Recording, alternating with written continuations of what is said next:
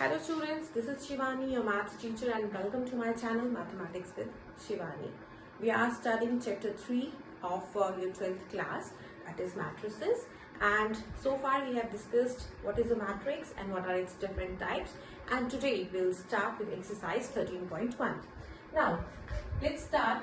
I have briefly written the question and you can see the question goes like this. If A is a matrix, suppose A, they have given the matrix A with entries that I have written. Now they are asking us to find the order of the matrix, order of this matrix A. Order of A we have to find, number of elements in A we have to find, and the elements. There are 4 elements they have written and we are supposed to find those elements here. Okay, so let's start. Now order of A. I have told you what is the order of a matrix, the number of rows into the number of columns. So let us first see what are the number of rows. 1, the horizontal lines, as we have discussed earlier, they form the rows 1, 2 and 3. So there are 3 rows in this matrix, and the columns, if we discuss, what are there? How many columns are there? 1, 2, 3 and 4. The vertical lines, they form the columns. So the order of this matrix becomes 3 rows and 4 columns, so it becomes 3 by 4. This is a 3 by 4 matrix. So that is clear to everyone. This matrix is a 3 by 4 matrix. So the order of A is 3 by 4. Now we are supposed next to find the elements in A. How many elements are there in A? Now I have told you, you need not count the number of elements like 1, 2, 3 and 4. You just multiply the number of rows into the number of columns. So number of rows is 3 and the number of columns is 4. So the number of elements, they become 3 into 4, which is equal to 12. And you can count also, okay, there will be 12 elements in this matrix. Okay. Now next, what we are supposed to do, we are supposed to find certain elements. First of all, I would like to say that whenever we denote a matrix, we denote the matrices with capital letters A, B, C, X, Y, whatever symbol we want to take. And when we take the elements of a matrix, we denote the elements with small letters, small a, small b, small c, small x and so on. So A13, what does A13 mean? A13 is a particular element of this matrix. We have, you can see small a, and small a, with small a we would not write matrix, we would write the element of a matrix. Okay, so small a, small b वगैरह से हम elements denote करते हैं. Now A13 का क्या मतलब हुआ भाई? A13 क्या हो गया बच्चों? देखो A13 में आप देखिए पहले क्या लिखा है 1 और बाद में क्या लिखा है 3. So 1 means ये जो पहले लिखा है this denotes the row and जो बाद में लिखा है that denotes the column. ठीक है कि ये जो एलिमेंट है ये फर्स्ट रो और थर्ड कॉलम का एलिमेंट होना चाहिए. तो देखते हैं कि which element belongs to first row and third column. Now this is the first row. Now first column, second column and third column. So this is the element that is belonging to the first row and third column, है ना? क्योंकि ये first row है तो first row में भी होना चाहिए ये first column, second column, third column. तो ये बन गया element belonging to the first row and third column. तो ये आ गया 19. Now A21 क्या हुआ? The element belonging to the second row and first column. Now second row and first column, this is the second row, first column, second row and first column का जो element हो गया वो हो गया 35. Now A33, the element belonging to the third row and third column. Now third row and third column, this is the third row and this is the third column. So this is the element that is -5. And lastly, they are asking us to find A24, the element belonging to the row. Which row? Second row and fourth column. Now second row, this is the second row and fourth column, first column, second, third and fourth column. So second row and fourth column का जो element है वो आ गया 24. तो समझ में आया, इस तरह से हम फाइंड करते हैं एक मैट्रिक्स के elements. So next question number 2 we will discuss. Question number 2 is telling us that suppose you have a matrix that is having 24 elements. How many? 24 elements. Then what are its possible orders? अगर एक matrix में 24 elements हैं तो उसका क्या क्या order हो सकता है. देखिए आपको मैट्रिक्स दी नहीं गई है, कोई भी मैट्रिक्स हो सकती है जिसके 24 एलिमेंट्स हो. तो अगर कोई मैट्रिक्स है जिसके की 24 एलिमेंट्स है तो ऐसी मैट्रिक्स के क्या क्या ऑर्डर्स हो सकते हैं. देखिए ऑर्डर्स मतलब number of row into number of columns. मतलब जो आपका नंबर ऑफ एलिमेंट्स है, अगर वो number of rows into number of columns होते हैं तो हमें क्या फाइंड करना पड़ेगा. हमें फाइंड करना पड़ेगा कि अगर 24 एलिमेंट्स हैं तो 24 के फैक्टर्स क्या है. ठीक है. नाउ फैक्टर्स ऑफ 24, फैक्टर्स क्या क्या हो सकते हैं ऑफ 24, क्या क्या बना सकते हैं. देखिए 24 को हम लिख सकते हैं 1 इंटू 24, या फिर हम लिख सकते हैं 24 इंटू 1, या फिर हम इसे लिख सकते हैं 2 इंटू 12. ठीक है. या फिर 12 इंटू 2, और क्या लिख सकते हैं 3 इंटू 8, या फिर 8 इंटू 3, या फिर क्या हो सकता है 4 इंटू 6, या 6 इंटू 4. ठीक है. यही आपके पॉसिबल फैक्टर्स है. कौन कौन से? 1, 24, 2, 12, 3, 8, 4 एंड 16. यही आपके फैक्टर्स है. तो आप इसको कैसे लिख सकते हो? 24 को इस तरह से लिख सकते हो. ठीक है. तो इसलिए जो इसके पॉसिबल ऑर्डर्स आ रहे हैं, therefore possible orders of a matrix having 24 elements क्या हो जाएगा? पॉसिबल ऑर्डर्स क्या हो जाएंगे? पॉसिबल ऑर्डर्स हो जाएंगे 1 by 24 ऑर्डर का मैट्रिक्स हो सकता है, 24 by 1 का हो सकता है, 2 by 12 का हो सकता है, 12 by 2 का हो सकता है, 3 by 8 का हो सकता है मैट्रिक्स, 8 by 3 का हो सकता है, और 4 by 6 का, या फिर 6 by 4 ऑर्डर का ये मैट्रिक्स हो सकता है. सो क्लियर है. नेक्स्ट इन्होंने ये भी पूछा है अगर किसी मैट्रिक्स के नंबर ऑफ एलिमेंट्स 13 है. देखिए 13 एक प्राइम नंबर है. तो अगर प्राइम नंबर आ जाता है किसी मैट्रिक्स का नंबर ऑफ एलिमेंट्स तो क्या ऐसी मैट्रिक्स एग्जिस्ट करेगी? करेगी, क्योंकि 13 जो प्राइम नंबर है इसके तो 2 ही फैक्टर्स हैं, है ना. कौन कौन से फैक्टर्स हैं? एक 13 और एक 1. किसी भी प्राइम नंबर के हमेशा 2 ही फैक्टर्स होते हैं, एक 1 and second the number itself. ठीक है. तो 13 एंड 1. तो इसलिए इसके पॉसिबल ऑर्डर्स, अगर किसी मैट्रिक्स में 13 एलिमेंट्स हैं तो उसके पास पॉसिबल ऑर्डर्स बन जाते हैं आपके पास 1 by 13 या फिर 13 by 1 एंड दैट्स इट. ठीक है. तो आपको समझ में आ गया ये 2 क्वेश्चंस का कॉन्सेप्ट की क्या पूछा हुआ. अब हम देखते हैं what is question number 5 and question number 6. Now question number 5 I have briefly written कि आपको कंस्ट्रक्ट करना है. What you have to do, you have to construct a 3 by 4 matrix with entries. क्या लिखी है? aij equal to 1/2 mod of 3i minus 3i plus j. इसका mod लिया हुआ है और आपको एक ऐसी मैट्रिक्स कंस्ट्रक्ट करनी. तो आपको क्या है, देखिए कैसे करेंगे हम इसको. How will do? in general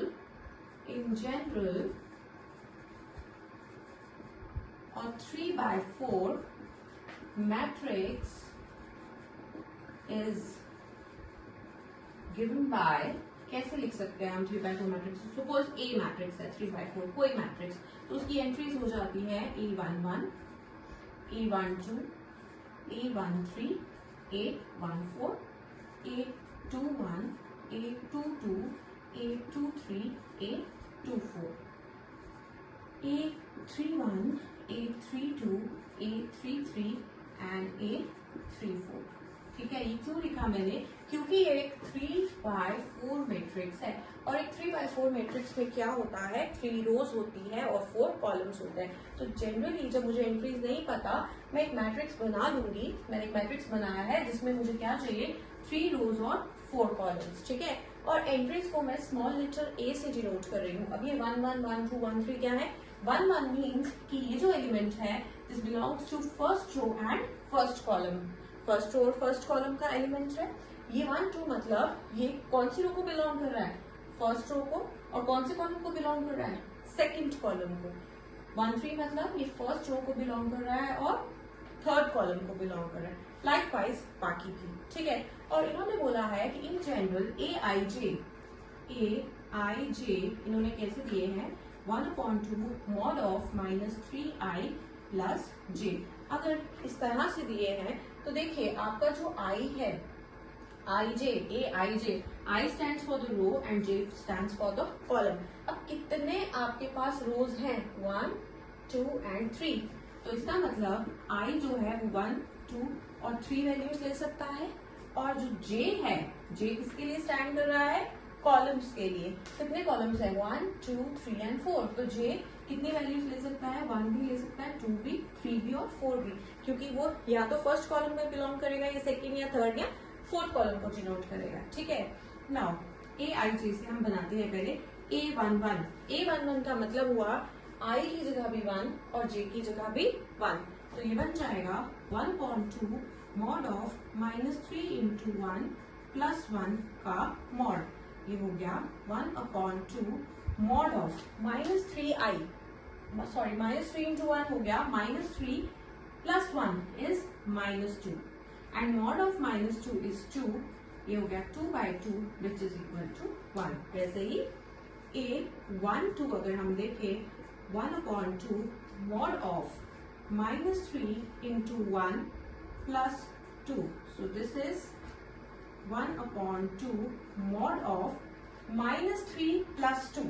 -3 plus 2 क्या हो जाएगा, -1। So this will be equal to mod of -1 is 1/2। So entry will be 1/2। So हम लिख चुके हैं। Now A13 is equal to 1/3 mod of -3 into 1 plus 3। So this is equal to 1/2 -3 plus 3 which is equal to 0 and this entry becomes 0। ऐसे ही A21 हो जाएगा 1/2 mod of -3 into 2 plus 1। So this is 1/2 mod of -6 plus 1 is -5 and this becomes 5/2। A22 will be equal to 1/2 mod of -3 into 2 plus 2 and that is equal to 1/2 mod of -6 plus 2 -4। This is 4/2 and that is equal to 2। A23 क्या हो जाएगा बताइए, 1/2 -3 into 2 plus 3। So this will be equal to 1/2 -6 plus 3 is -3 and that is equal to 3/2। ठीक है। Now A31 will be equal to 1/2 mod of -3 into 3 plus 1 that is 1/2 mod of -9 plus 1 that is 1/2 into mod of -8 है ना। mod of -8 is 8, 8/2 which is equal to 4। यहाँ पर कर लेते हैं। A32 क्या हो जाएगा, A32 हो जाएगा आपका 1/2 mod of -3 into 3 plus 2 which is 1/2 mod of -9 plus 2 is -7 which is 7/2 and A33 will be equal to 1/2 mod of -3 into 3 plus 3। So this is 1/2 mod of -9 plus 3 is -6। So this is 6/2 which is equal to 3। So we have found all the entries। कैसे find किया हमने, ये जो ए आई जे दिया था इसमें हमने क्या किया, आई की जगह रो डालते गए और जे की जगह कॉलम। ठीक है, जैसे A11 में आई की जगह 1 आ जाएगा, जे की जगह भी 1 आ जाएगा। A12 में आई की जगह 1 आ जाएगा, जे की जगह 2 आ जाएगा, राइट। इन A13 हमें क्या करना है, we have to replace i with 1 and j with 3। ठीक है, वैसे लाइकवाइज बाकी हमें कहाँ तक फाइंड करने थे, हमें ये A11, A12, A13, A14 and so on A3 तक, A3 4 तक एलिमेंट्स फाइंड करने थे। So we are missing certain elements A11, A12, A13 and यहाँ पे देखिए कुछ हमने मिस किया है, वो क्या है देखिए। A13 के बाद we were supposed to find, यहाँ पे लिख लेते हैं A14, क्योंकि 14 भी तो है, तो ये हो जाएगा 1/2, so -3 into 1 plus 4, that is 1/2 mod of -3 plus 4 is 1, so mod of 1 is 1 and that is 1/2। ठीक है, वैसे ही हमने क्या मिस किया है, और फर्स्ट रो का second row A21, A22, A23, A23 के बाद A24 भी तो था, A24 में आ जाएगा 1/2 mod of -3 into 2 plus 4, so this will be equal to 1/2 mod में क्या आ जाएगा, -3 into 2 is -6 plus 4, -6 plus 4 is -2, this is 2/2 and that is 1। ठीक है, थर्ड रो में भी एक एलिमेंट मिस किया है, A31, A32, A33 and A34। A34 बच्चों क्या हो जाएगा, 1/2 -3 into 3 plus 4, this is 1/2, -3 into 3 is -9, -9 plus 4 is -5, so this will be equal to 5/2। तो इस तरह से हमें एंट्रीज मिल चुकी है हमारी सारी की सारी, और अब हम इसमें पुट कर देंगे। तो ए मैट्रिक्स हमारा क्या बन गया, ए मैट्रिक्स में आ गया हमारे पास 1, 1/2, 1, 1/2, 0 एंड 1/2 अगेन। फिर सेकेंड रो में देखते हैं क्या क्या आया था, 5/2, 2, 5/2, 2 और 2, 3 आया था 3/2 एंड A24 आया था 1, A31 आया है हमारे पास बच्चों 4, A32 हमारे पास आया है 7/2, A33 आया है 3 और A34 आया है 5/2। तो आपने देखा किस तरह से I और J की वैल्यूज पुट करके हमने A मैट्रिक्स जो है वो कंस्ट्रक्ट कर लिया। ठीक है, तो इसी तरह से आपको अगर कोई भी मैट्रिक्स कंस्ट्रक्ट करने के लिए आता है, सबसे पहले तो आप उसको ऑर्डर देखते हैं कि ऑर्डर क्या है। जनरल मैट्रिक्स बना लीजिए और उसके बाद ये जो एंट्रीज है A11, A12 जो भी आएगा उसके ऑर्डर के accordingly what ever type of matrix you get, आप क्या करिए, you keep on putting the values of I and J।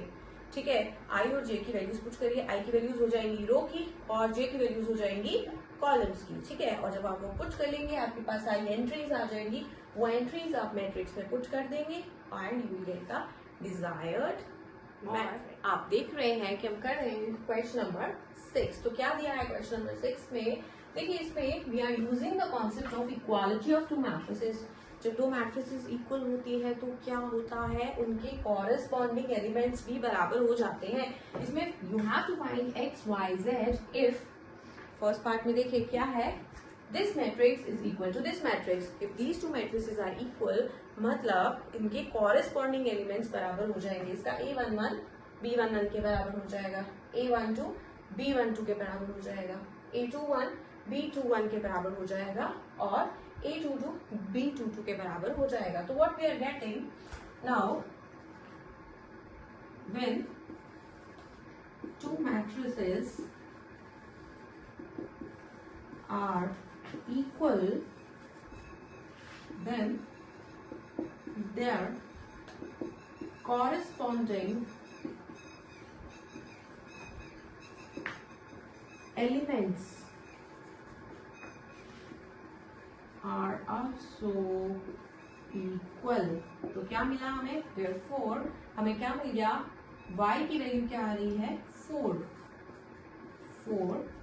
z is equal to 3, then x is equal to 1, 5 is equal to 5 obviously. तो हमें क्या values मिल गई, हमें values मिल गई x equal to 1, y equal to 4 and z is equal to 3। ये तो बहुत सिंपल था और ये ही आपको फाइंड करना था।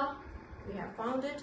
सेकेंड पार्ट देखिए, सेकेंड पार्ट में आपको दिया है this matrix is equal to this matrix, again वही concept, equality of matrices, corresponding elements are also equal।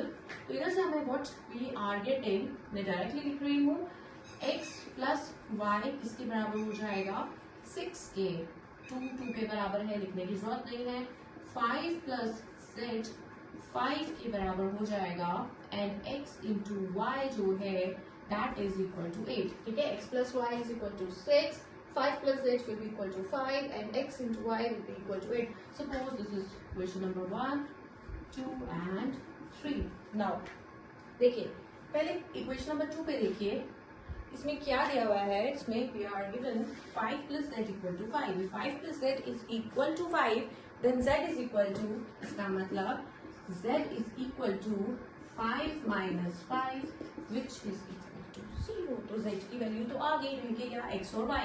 तो हम x और y के लिए ये दो इक्वेशंस यूज कर लेते हैं, equation number 1 and equation number 3। Now x plus y equal to 6, if x plus y equal to 6 इसका क्या मतलब हुआ, x plus y equal to 6 इसका मतलब y equal to 6 minus x लिख सकते हैं, ठीक है। And x into y is equal to 8, इसका मतलब आप y को लिख सकते हैं 8 upon x, ठीक है। x plus y is equal to 6, that implies y is equal to 6 minus x and x into y equal to 8 implies y equal to 8 upon x। देखिए इन दोनों चीजों में आपको y की वैल्यू मिल रही है ना, हमें y की वैल्यू मिल रही है दो इक्वेशंस में। and equating these equations, suppose this is 4 and this is 5, by equating now इसमें क्या हो जाएगा, 6 minus x, इनकी लेफ्ट हैंड साइड तो बराबर है ना y, तो राइट हैंड साइड भी क्या हुए भाई, बराबर हुए, ठीक है। So guys 6 minus x will be equal to 8 upon x, इसका मतलब 6x minus x square is equal to 8। फिर what we get, x square minus 6x plus 8 equal to 0। मुझे क्या मिला, x square minus 2x minus 4x plus 8 equal to 0। So what we are getting, x into x minus 2 minus 4 into x minus 2 equal to 0। This implies x minus 4 into x minus 2 equal to 0। So what we get, x की values दो आ गई, या तो 2 या तो 4। तो हमें x की दो वैल्यूज मिल रही हैं, दो पॉसिबल वैल्यूज हैं। अब ये जो x की वैल्यूज हैं ये मैं इक्वेशन नंबर 1 में पुट करने वाली हूँ, सब्स्टिट्यूट, मेथड ऑफ सब्स्टिट्यूशन, ठीक है। तो क्या हो जाएगा, when x equal to 2, when x equal to 2, तो फ्रॉम इक्वेशन नंबर 1 y किसके बराबर हो जाएगा, y will be equal to 6 minus x, यहाँ आप इक्वेशन नंबर 1 बोलो या इक्वेशन नंबर 4 बोल लेते हैं प्रिसाइजली। यहाँ से हमें इसी से मिला है इक्वेशन नंबर 4 और यहाँ से हमें आ गया y इक्वल टू, जब x 2 है तो y आ गया 6 minus 2, 6 minus 2 and that is equal to 4। and when x equal to 4 तो यहाँ से क्या मिलेगा, y equal to 6 minus 4 and that is equal to 2। तो हमारे पास दो पॉसिबल वैल्यूज आ गई, therefore possible values, let me write here, possible values of x, y, z क्या हो गए, x की वैल्यू अगर 2 होगी तो y 4 हो जाएगा और z तो सभी केसेस में 0 ही है, 0। सेकेंड एंड फर्स्ट केस ये है एंड सेकेंड इज अगर x की वैल्यू 4 होगी तो y 2 है एंड z फिर भी 0 है। सो आपके पास टू पॉसिबल वैल्यूज आ गई हैं x का और z की। एंड बहुत इजी और सेम प्रोसीजर सेम पैटर्न पे है आपका part number 3, that is assignment for you. वो आप लोग खुद करिए, ठीक है।